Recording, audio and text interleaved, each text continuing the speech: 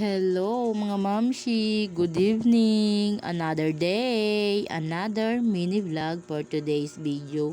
Tara't samahan nyo nga po akong magluto for today's video ng aming munting ulam mga mamshi.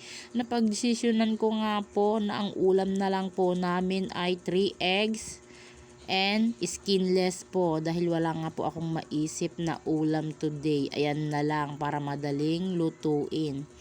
Dahil ang inuna ko nga po ay nilaga ko muna po ang skinless, and then nung pagkalaga ko nga po yung skinless, ginunting-gunting ko lang po siya para matanggal po siya sa plastic.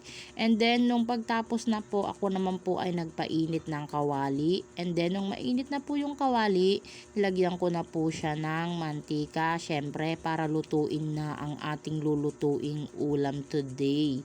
Ayan po, dahil natapos ko na nga pong tanggalin ang mga plastic ng skinless, nagpunas muna nga po ako dyan sa mesa at yung mga tulo-tulo baka langgamin po. And then nung mainit na nga po yung mantika, nilagay ko na rin po yung egg. Ayan po.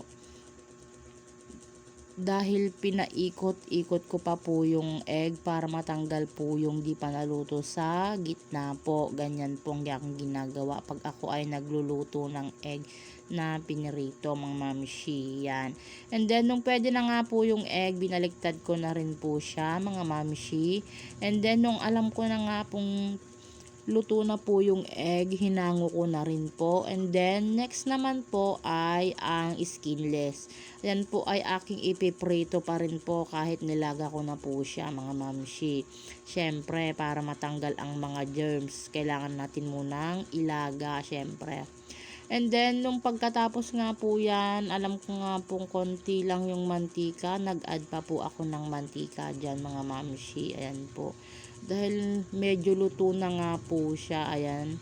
Medyo nagba-brown na po siya mga mamshi. Ayan.